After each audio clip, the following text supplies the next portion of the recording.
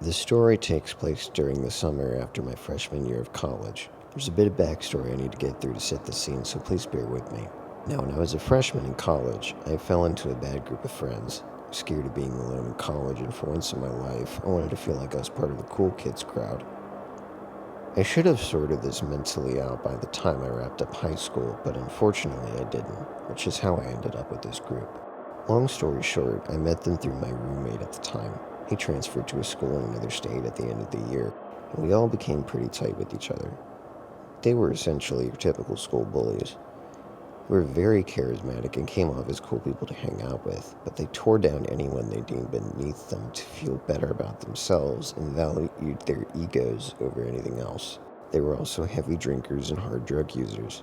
Thankfully, I wasn't stupid enough to join in on their drug habits, but I was always down to drink, so I think that's one reason why they were cool with me despite the fact I didn't do drugs.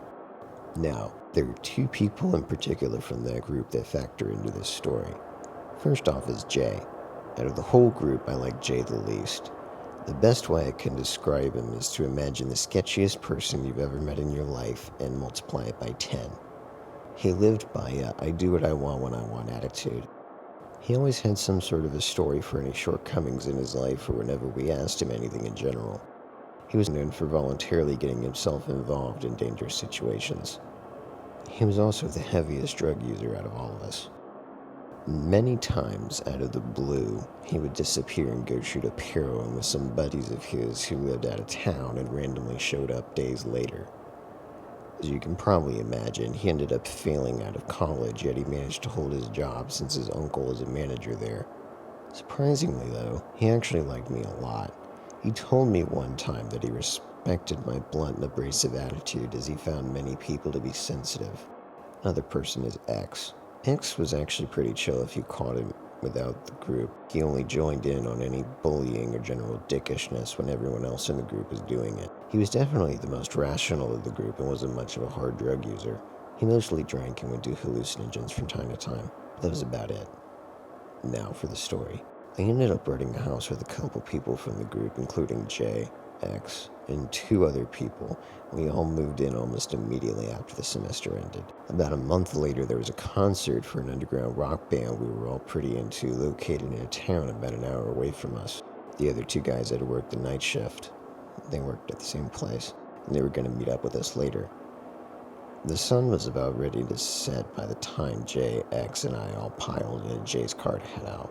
The ride was going by perfectly fine until I noticed Jay got off and exited early. I asked him what he was doing, and he said that he was stopping off at his dealer's house to pick up some Molly for the concert. I was confused why he couldn't have just told us what he was going to do in the first place, but I brushed it off and didn't harp on it. We eventually pulled up to the house, which is located right across the street from some woods, and the side of the house was on pretty open land. You could only see just a few houses in the distance. Jay said that we were only about 2 miles out of town, and we weren't too out of the way as he pulled into a big driveway on the side of the house. If he hadn't told me someone lived there, I would have thought this place was abandoned. The house appeared to be falling apart. The paint on the outside walls was chipping away. One of the windows must have been broken as a wooden board was nailed over it, and there were plants growing all around the side of the house as well. Jay gets out of the car, and as he's about to close the door, he pauses and looks at us and says, "Are you guys gonna come in?" X and I look at each other confused, and X tells him, "Dude, why can't we just wait in the car? We don't even know these guys, and you're just picking up your stuff. You're not even going to be very long." Jay made an excuse that we would look sketchy sitting in the car and that these guys were cool, and he wanted us to meet them if we ever wanted to hook up. X and I reluctantly agreed to come in as we figured it wouldn't be too long anyway. We walk to the front door and Jay rings the doorbell. Some guy answers the door and greets Jay. Jay introduces us and the guy seemed pretty chill. We walked into the living room, and X and I were told we could sit on the couch while Jay went upstairs to get his stuff from the dealer. X and I sat on the couch, and the guy sat in the beanbag chair across from the couch. The inside of the house actually was a complete disaster. It was fairly clean, but it looked like they were partying a bit for the night as empty beer bottles and cans were spread across the living room. I saw some liquor bottles out in the kitchen. We chatted with the guy about the concert we were going to, and he mentions that he actually saw them a few months ago and said they were great. He said he popped some Molly during the show and that it was a great experience. He then asked us if we had planned on popping some Molly at the show.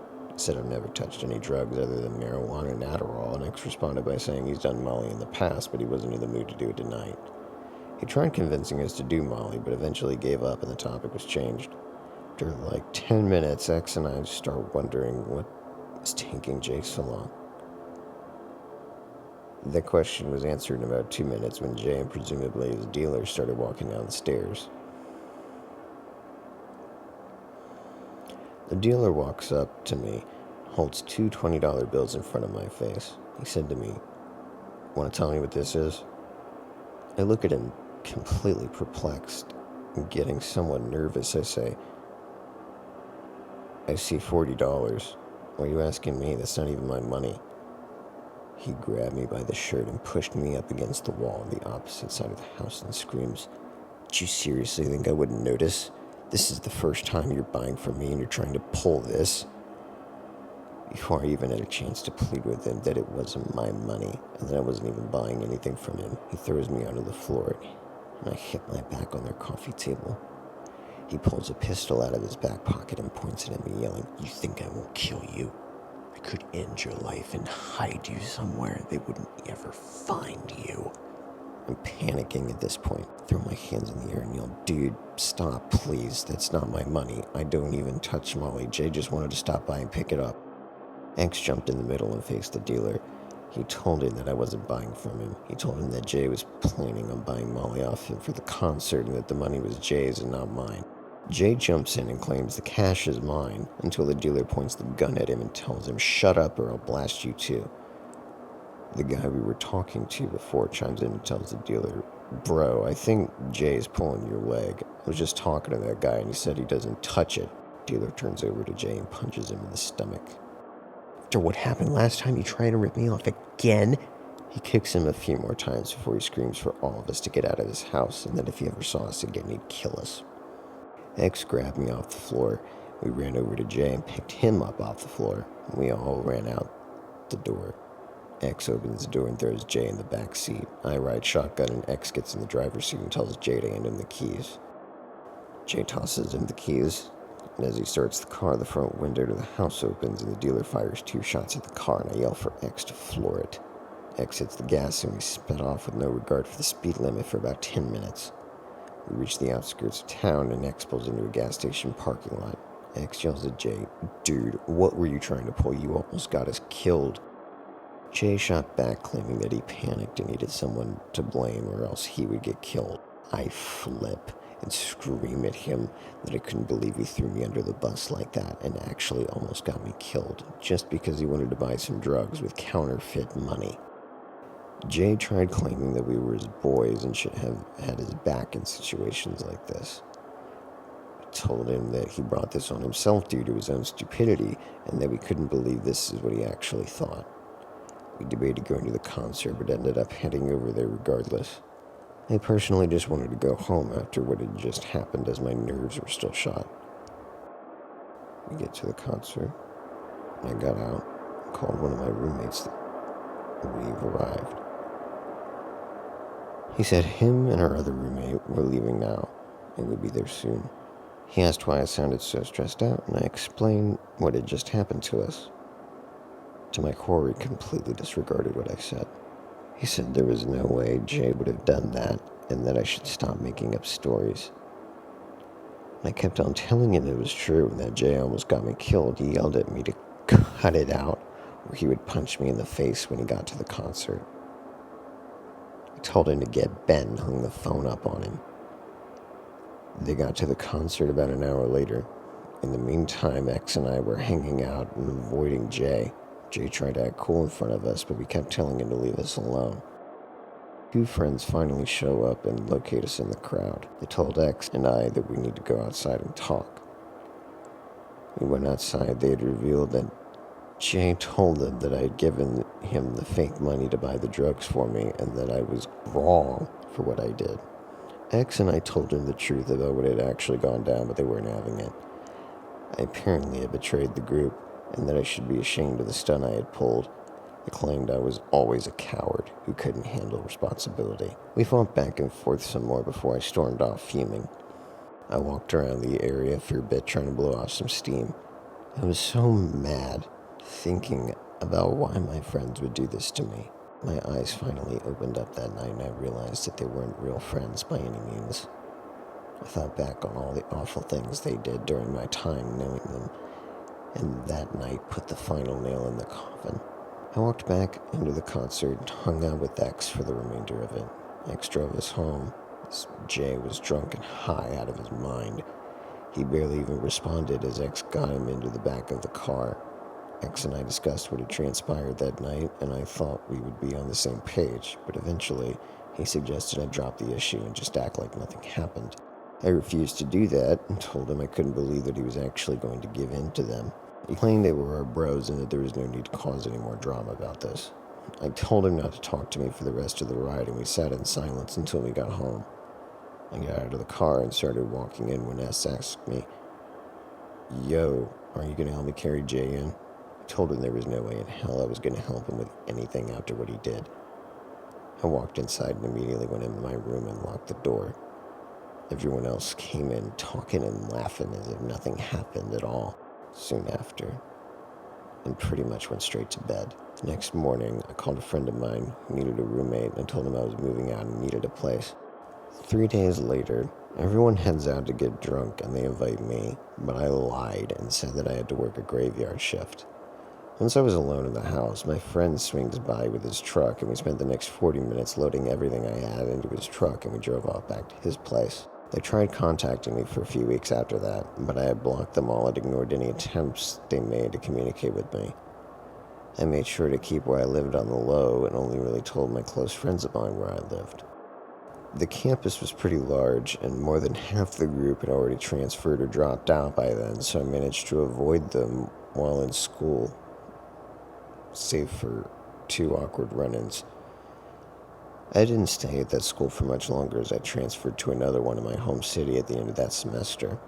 After that, I never saw or heard from any of them again for over 3 years. Until something came out that made me think about that night once again and write about this story in the first place. I found out through a friend of mine on Facebook that Jay had died. He was found dead in the basement of an abandoned house on the outskirts of town. His drug habits had finally caught up with him as he had overdosed on coke. I wasn't happy by any means about his death, but I can't say I was upset either. I was pretty indifferent towards it. I had nightmares about that night for years after it happened, and they only stopped about 2 years ago when I finally started coming to terms with what had happened.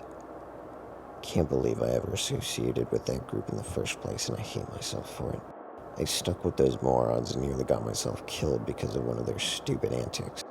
As awful as that night was, it may have sort of been a blessing in disguise, as it made me realize what awful people they were, and I distanced myself from all of them. I still wonder to this day what would have happened had I not told the dealer's friend that I didn't do Molly, as the dealer may not have believed me if I had no one to back me up. I'm very content and stable with my life now, with people who actually care about me. I don't know what the rest of that group has been up to since, but I don't care to know.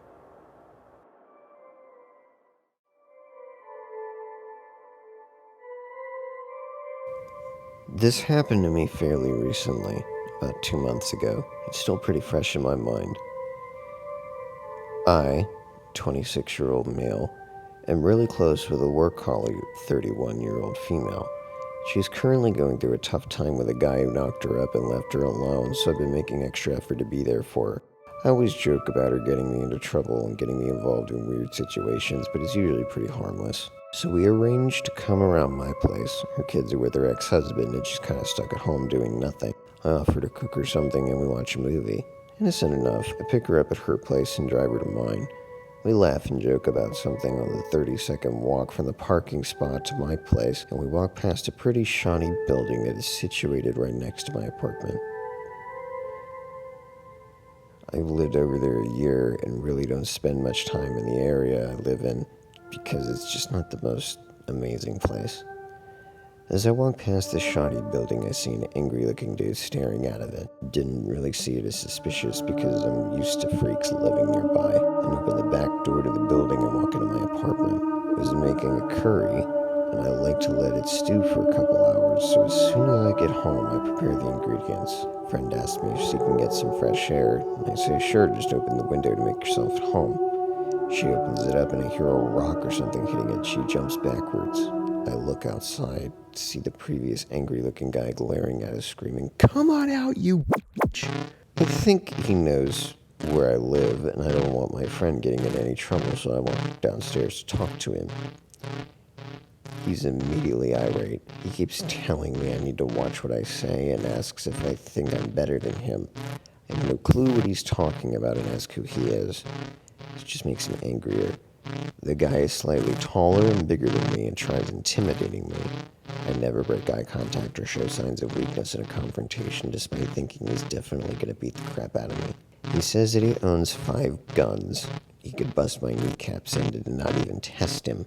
I say I have no idea who he is, and I'm not looking for trouble. I feel visibly angry and want to strangle him, but I know it would end my ass being kicked, so I stay cool.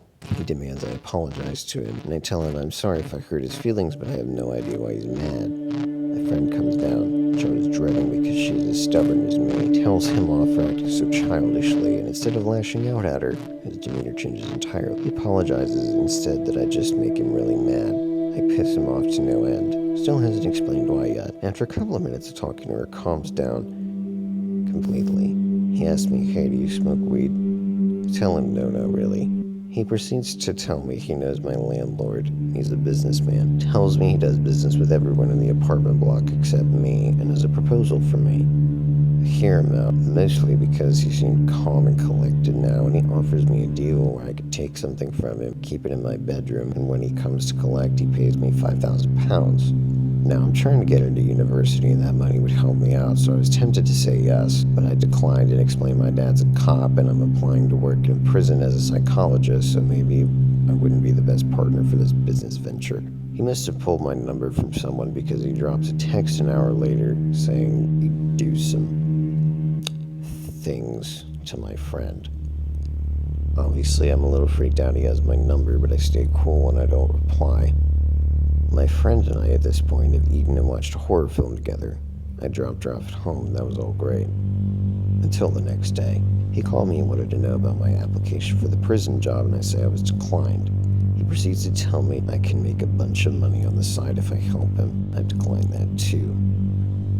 He gets really upset and asks me if I'm a grass, which is British slang for snitch, to which I laugh and say no. He tells me he will call me later and hasn't in the last 2 months.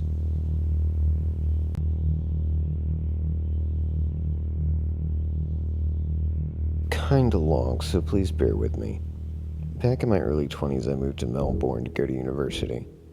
Because some of my dodgy mates I knew from outside my uni, I somehow wound up as a go-to guy for drugs with my classmates. I hated my reputation, but it made me felt a little cool at the same time. Ecstasy and speed mostly. I was at the bottom of the drug dealer food chain, the type of idiot who jacks the price up to $10 a pill so we can make enough money to drink and party. I had no guilt of ripping these people off. These are mostly rich kids who lived with their parents and didn't have a job to support themselves through uni. Dealing them drugs was so easy and non-threatening. A few years after I finished uni, I was working an office job that was boring and paid peanuts. But now my friends and I had pretty much grown out of the desire to take drugs on weekends. Dinner parties with good food, good wine, good conversation was more idea of fun now. My drug dealing days had well and truly finished. Or so I thought. It was 11 p.m. on a Tuesday night. I had just got home from a draining day at work and was exhausted and in a bad mood. I plopped myself on the couch and stared at the ceiling, trying to muster up the energy to get up and shower before bed. The phone starts flashing and vibrating on the coffee table next to me. I looked at the caller ID and it was T-Bone, the nickname I had for a guy who I met at a festival several years ago, and ended up spending a bit of time with him here and there. He was a huge, friendly, weed-smoking, acid-tripping hipster with an impressive beard. I hadn't spoken to this guy in well over a year, so when I saw his caller ID on my phone, I immediately thought, he needs drugs. I answered and we exchanged some pleasantries, and then I could hear the tone in his voice change to that awkward, hey, "Could I ask you a favor, Tone?" He wanted drugs, and lots of them. 2 grand worth, to be precise. When I asked him what specifically he needed, he just said, "As many X's and bags of speed as you can get." He laughed. This was way outside my comfort zone. Even when I was dealing at uni, 10 pills was usually the maximum I could offload at any one time.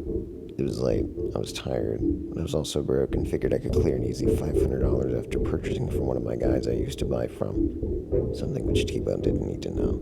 I told T-Bone that I would call him back and see what I can do. To my surprise, the first person I called was Stover. He was able to help me out, and he was only a 5-minute drive from me. We discussed the terms and conditions, which seemed reasonable. 60 E's and 3 grams of speed for $1,500. I called T-Bone, and he was happy to part with his $2K for this amount. I met Stover out front of his luxurious apartment building. We had a quick chat, and he joked about wanting to meet the guy I'm selling to. We shook hands and was on my way to T-Bone. I asked T-Bone where he wanted to meet. He told me where he was. I Google mapped the address. It was a 45-minute drive from me. Had I known he was this far away, I wouldn't have agreed to sell him anything. I probably couldn't back out now. The address he gave me was in what is probably the worst neighborhood in Australia, known for its violent crimes, murder, of course, ironically enough, drug dealing.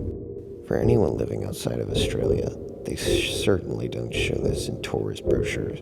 I also won't mention the name of the place because I don't wish to offend anyone that might live there. I started the journey. I now had plenty of time to think about how stupid I was.